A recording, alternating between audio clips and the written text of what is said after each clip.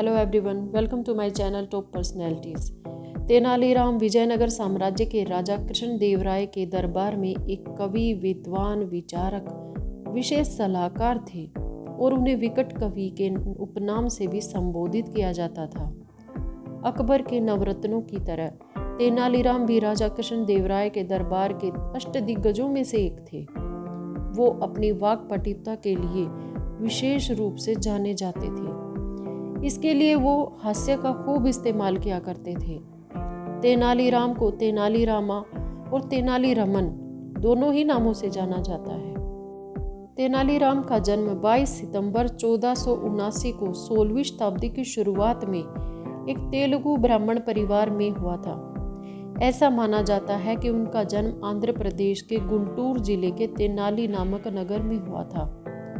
तेनाली के पिता गर्लापति रामैया तेनाली नगर के रामलिंगेश्वर स्वामी मंदिर में पुजारी हुआ करते थे। उनके पिता गर्लापति रामैया की मृत्यु तेनालीराम के बचपन में ही हो गई थी।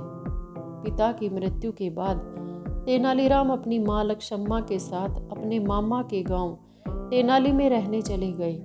तेनालीराम को उनके पिता की मृत्यु के बाद उनके मामा ने पाला था।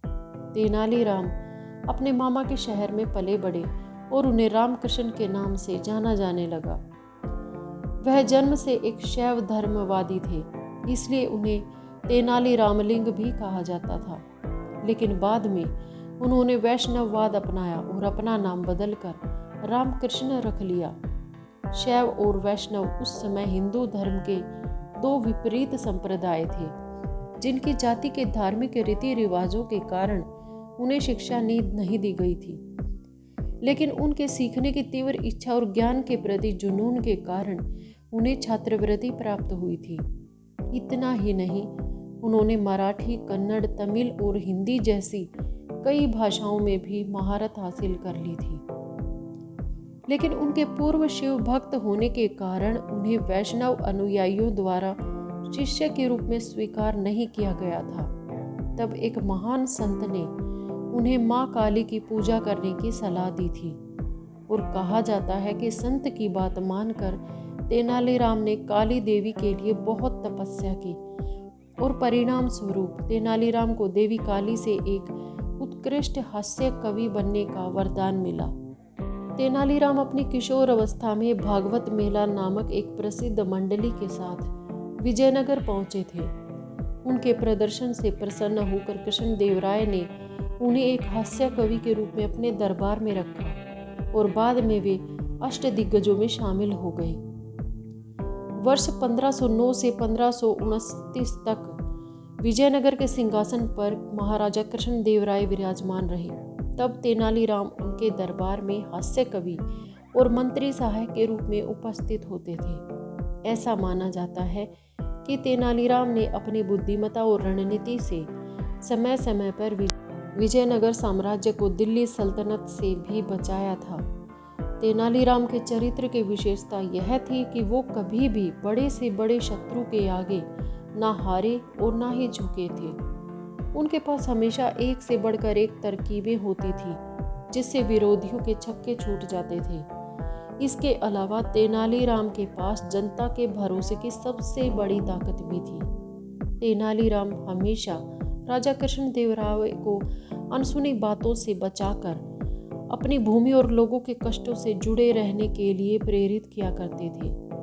बुद्धिमत्ता के मामले में तेनालीराम की तुलना बीरबल से की जा सकती है और बीरबल की तरह तेनालीराम भी धनवान नहीं थे।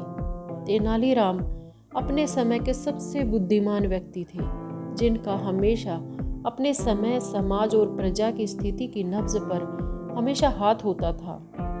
जानकारी के अनुसार महाराजा कृष्णदेवराय की मृत्यु के एक साल बाद 1528 में तेनालीराम की घातक सर्पदंश से भी मृत्यु हो गई थी। तेनालीराम भले ही शास्त्रों में पढ़े लिखे ना हो, लेकिन उन्होंने कई भाषाओं का ज्ञान हासिल किया था। तेनालीराम के काव्य पांडुरंगा महात्म्य को तेलुगु साहित्य के 5 महान काव्यों में गिना जाता है। उन्होंने स्कंद पुराण से प्रभावित होकर अपनी ये रचना लिखी थी। तेनालीराम कृष्ण ने कई कविताओं और उपन्यासों की रचना की।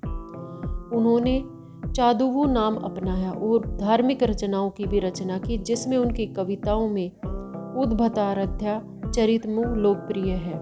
इसके अलावा उन्होंने पालकुरी की सोमनाथ कविता की रचना की, जो बसव पुराण पर आधारित है, और उनके द्वारा 2 कहानियां रामलिंग और रायलू ने भी अपार प्रसिद्धि प्राप्त की। उनके कार्यों को देखते हुए उन्हें कुमार भारती की उपाधि से भी नवाजा गया है। इसके अलावा उनके सम्मान में महिषासुर मर्दिनी स्तोत्रम नामक एक संस्कृत कविता की भी रचना की गई है। आज की वीडियो में इतना ही। मिलते हैं अगली वीडियो में एक नए विषय के साथ। तब तक के लिए खुश रहें। Thanks to all. Thanks for watching. Bye. Take care.